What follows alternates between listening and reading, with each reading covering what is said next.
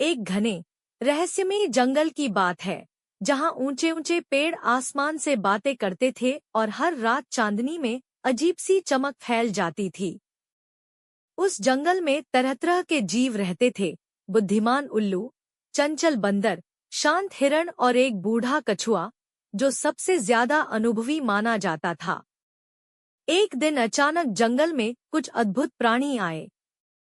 उनके शरीर से हल्की नीली रोशनी निकल रही थी और उनकी आंखों में गहरी शांति थी।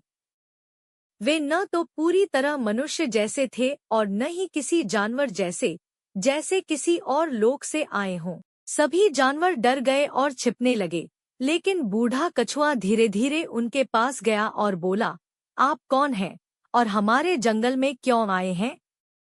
उनमें से एक प्राणी मुस्कुराया और बोला, हम दूर लोक से आए हैं। हम यहाँ एक ऐसी दिव्य कथा सुनाने आए हैं जो हर जीव के जीवन को बदल सकती है, भगवान श्री कृष्ण की कथा। यह सुनकर सारे जानवर धीरे धीरे बाहर आने लगे। बंदर पेड़ों से उतर आए, हिरण पास आकर बैठ गए और उल्लू भी अपनी टहनी पर ध्यान से सुनने लगा। वह अद्भुत प्राणी कहानी शुरू करता है। बहुत समय पहले धरती पर एक बालक जन्मा, जिसका नाम था कृष्ण। वह सिर्फ एक राजा नहीं थे, बल्कि प्रेम, करुणा और बुद्धि के प्रतीक थे। उन्होंने बचपन में ही अपने गांव को कई संकटों से बचाया, कभी कालिया नाग को शांत किया, तो कभी गोवर्धन पर्वत उठाकर लोगों की रक्षा की। बंदर उत्सुक होकर बोला, क्या वह सच में इतना शक्तिशाली था? प्राणी ने उत्तर दिया, हाँ, लेकिन उनकी सबसे बड़ी शक्ति उनका प्रेम था।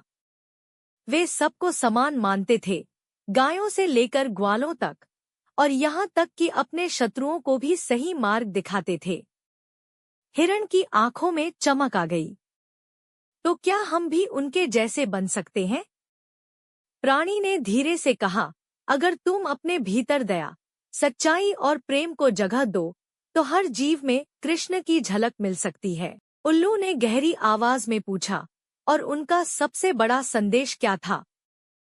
प्राणी ने जवाब दिया, कर्तव्य निभाना, बिना फल की चिंता किए, और हर परिस्थिति में सच्चाई का साथ देना।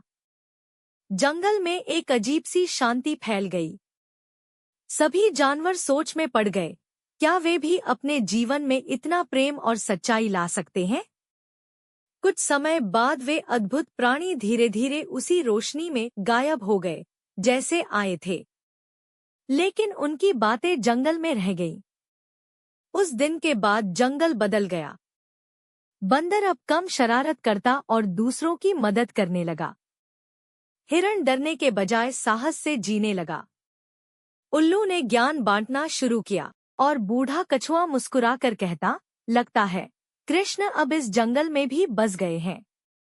और तब से हर रात जब चांदनी फैलती, जंगल में एक मधुर बांसुरी की धुन सुनाई देती, जैसे कोई अदृश्य शक्ति सबको याद दिला रही हो कि सच्चा प्रेम ही सबसे बड़ी ताकत है।